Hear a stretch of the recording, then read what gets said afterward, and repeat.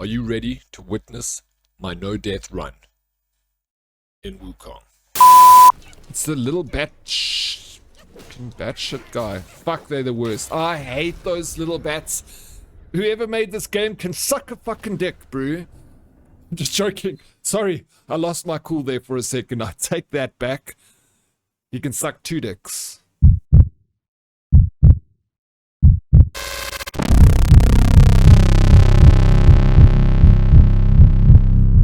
Hey guys, what's up? My name is Dead Oryx. I'm a variety streamer on Twitch, and I'm going to talk about the new game that has taken the internet by storm, Black Myth Wukong. You've definitely heard of the game. It is everywhere. This is going to be a casual review, kind of, let's talk about the company, the stats on the internet, the reviews, my experience with the game. So there's a lot to unpack here. Let's dive straight into it. Yes, you motherfucker! So I'm just going to go over the company. I'm going to take this straight out of Wikipedia. The game was developed by Game Science and published by Game Science. In 2014, Game Science was founded in Shenzhen by 7 ex-Tencent game employees. They had previously worked on a free-to-play MMORPG called Azura Online, which is based on The Legend of Wukong, a novel adaptation from Journey to the West. Game Science released mobile games 100 Heroes and Art of War Red Tides before deciding to focus on the development of Black Myth Wukong in 2018. The decision to develop a AAA game came after the realization that there were more Steam users from China than the US. In August 2020, Game Science released the first trailer of Black Myth Wukong as a way to recruit more talent for the company. At the time, the game's development team had 30 members. Due to the trailer going viral, Game Science received over 10,000 resumes. Some were from AAA gaming companies, with candidates even from the outside of China who were willing to apply for Chinese working visas at their own cost. A day after the trailer's release, there were people showing up at the door of the company asking for a job. The development team expanded to 140 employees according to the game's credit list. Now that's pretty interesting. Like, I didn't know anything about Game Science, and it doesn't look like they've done a whole lot. It's a pretty new company, but after the reception they got from Black Myth Wukong, I'm sure they're going to be working on more titles similar to it. Yes! Let's fucking go! Oh my god! Yes! Alright, now that we know a little bit about the company, let's move on to what some of the stats on the internet, what we're seeing. So I'm just going to be on Google for this to try and find out, what's happening. It was released on Tuesday. I got it on release day, and which is less than a week from publishing this video. And it already achieved a player count of 2.2 million players on Steam, which is absolutely insane. That excludes console like PlayStation 5 and Xbox 360. So obviously way more than 2.2 million. That's just looking at the Steam statistics. Now moving on to some Twitch stats. On release day, the viewer count reached 241,844 concurrent viewers on Twitch, which is mind-blowing viewership. After that, it kind of declined. From today, I just looked at the viewer count, sitting at about 60,000 viewers. So there's still a lot of people interested in the game. There's still a lot of people watching the game. I mean, there's a lot happening. The total play time in the game is about 60 hours. I've only put in 30 hours, and I'm absolutely loving it. But we'll get to that later. Let's keep going. Let's look at some reviews. Let's see what's happening on Steam. On Steam, it has got overwhelmingly positive reviews with 310,561 user reviews, which is, again, like mind-blowing numbers here. Okay, moving on. Let's look at a article published by PC Gamer. This article came out on the 23rd of August, so it hasn't even been out for a week. The game has sold 10 million units, apparently. So let's compare that to other numbers. Hogwarts Legacy sold 15 million units in 3 months. Elden Ring, 13 million units in 1 month.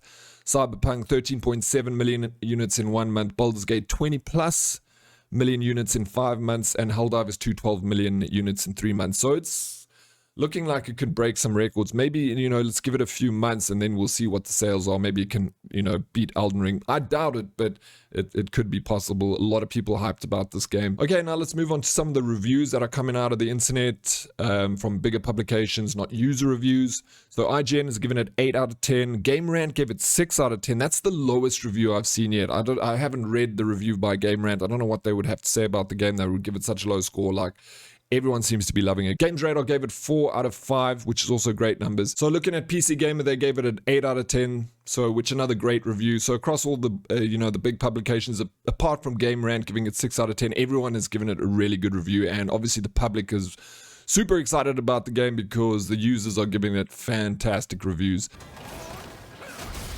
Yo, I can't believe I got him. Okay, so let's talk about my experience with the game, what I think, how many hours I've put in so far. So I got the game on release day, which I said earlier, it's the 20th of August. I've put in about 32 hours into the game. Apparently it has about 60 hours of playtime in total.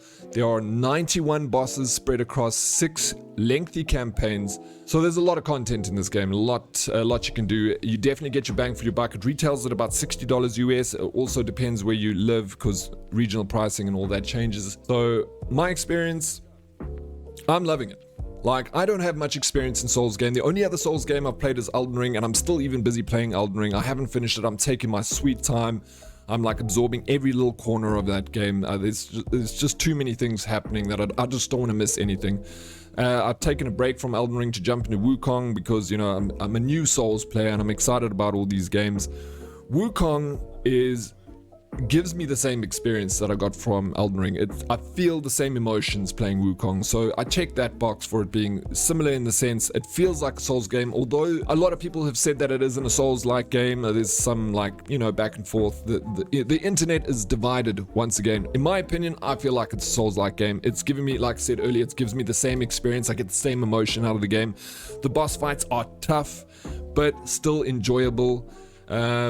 As for I've only got Elden Ring to compare it to, so excuse me, I'm just going to be comparing it to my Elden Ring experience. Like, Elden Ring is an open world game, so you can wander around. If you don't like the boss that you're fighting, you don't have to fight him, you can go off and fight someone else, so it gives you that freedom to level up your characters before approaching a boss, change your strategy up, change your build and stuff, which makes Elden Ring a lot more in depth than Black Myth. Black Myth is way more linear, and it's like you're moving from one boss to the next boss. There's a little bit of room to level up your characters, there's a bit of exploring to do, but for the most part, it's a super linear game, which works well for it. I'm not against it. I actually look forward to the next boss. There's no breathing room between bosses. Like I said, you can go back, you can level up your character slightly, but definitely not as much as you can do in Elden Ring. But like I said, it still works towards the game, and that's what they're going for. That's what the game wants you to do. It wants you to fight boss after boss after boss. Like I said, 91 bosses in the game spread across 6 lengthy campaigns. You're definitely going to enjoy this one. There's so much to do. What I suggest doing is, if you do pick up the game, what I've done is play chapter 1, and then I played chapter 2, and then I kind of went on the net and I looked for a list of all the bosses, and I realized that I missed quite a few bosses in the first and the second chapter, which made me turn around and go back to chapter 1. There's a couple of secret bosses. It's super fun to find. Anyway, I followed a walkthrough so I could not miss anything, and I kind of, completed chapter 1, all the bosses, and completed chapter 2 before then going back into chapter 3 and playing that. So there is some sort of way that you can go back, level up. There's a lot of secret bosses, a lot hidden in here. They say 60 hours of playtime, but I think if you do it my way and play the game at your own discretion, don't look at a walkthrough, play chapter 1, play chapter 2, play chapter 3. Then once you've done that and you feel like you're getting a little bit frustrated, the boss fights are getting a bit tough, go back and look at what bosses you might have missed. There's a lot of cool stuff you can find. Then follow a guide, but I would suggest play it at your own pace. Enjoy the discovery on your own, and then once you've done a chapter, move back and maybe follow a walkthrough if you want, or just free roam and explore until you find those bosses. But yeah, like I said, there's tons to do in the game. It's going to keep you busy for a long time, way more than 60 hours if you really absorb everything the game has to offer. So yeah, that's pretty much what I've got to say about the game. Some of the things that I don't like about the game, I don't know. I don't know what I can say that I don't like about the game, because I don't have so much experience. There's probably people that can say a whole lot of stuff about the game more than I can, but I'm just telling you from my personal experience. Some of the instances feel inconsistent. My worst level was probably chapter 3, the pagoda. It's this maze that you kind of walk around.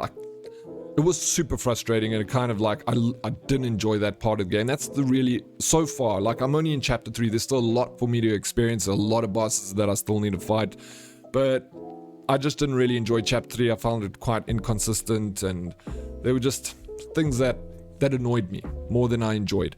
But apart from that small part of the game that I didn't enjoy, the most part, it's been an absolute amazing experience. The visuals are crazy. I'm running on a 3070 GTX.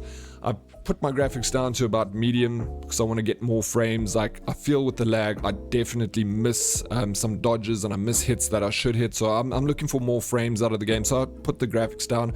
I've heard people say that they're playing it on a 1060 GTX, which is quite a dated card, but I guess if you put the graphics down, it'll work. So you don't need to have a beast of a machine if you still want to enjoy it. You're gonna miss out on a lot of the visuals where, you know, it's stunning, and that's a great and amazing part of the game is the visuals, but it's not everything. And if you want to play the game and you got outdated hardware, you can still play it. Just put the graphics right down. If you got some good hardware, like if you got the latest 4090 Ti, pump the graphics up, put on ray tracing, like, be in awe of the beauty of this game. Absolutely stunning. The boss fights are immaculate. It's stunning. Everything is unique. It's new.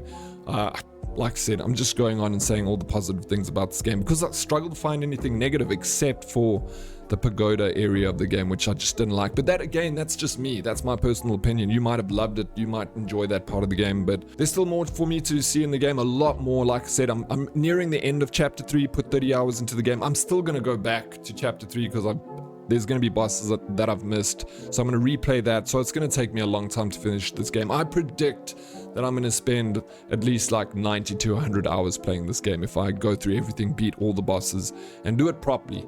So yeah, that's my opinion on the game. That's looking at some stats. I hope you enjoyed the video. I think if you're interested, if you're on the fence about the game, lean on to getting it. You'll enjoy it. Take your time with it. Don't get frustrated. Go back, level yourself up, find some bosses, skip some bosses if they're too hard. It does give you some opportunities to bypass some bosses. Like right in the beginning, chapter 1, I bypassed the first 2 bosses, actually.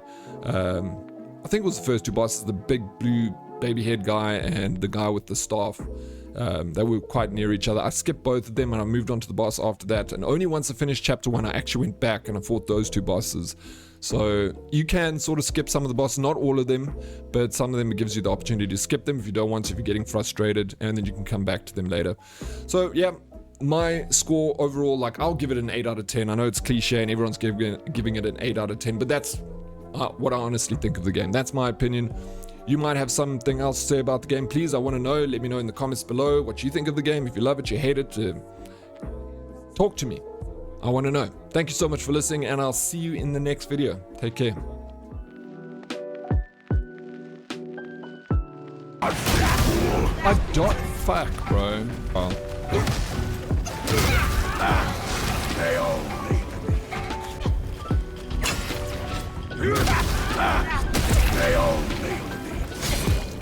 Monkey brain could be a proper treat. Yeah, I messed that up. What's left is that? Oh, that one.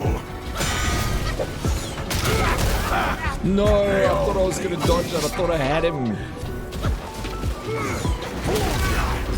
Oh my god.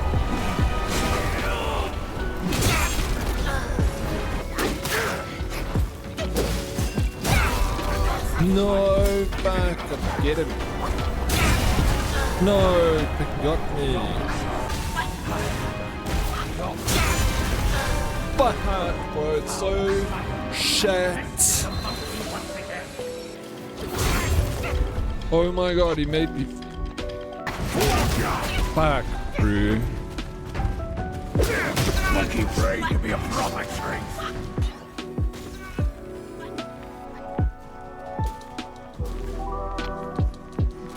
He got me on his little balls.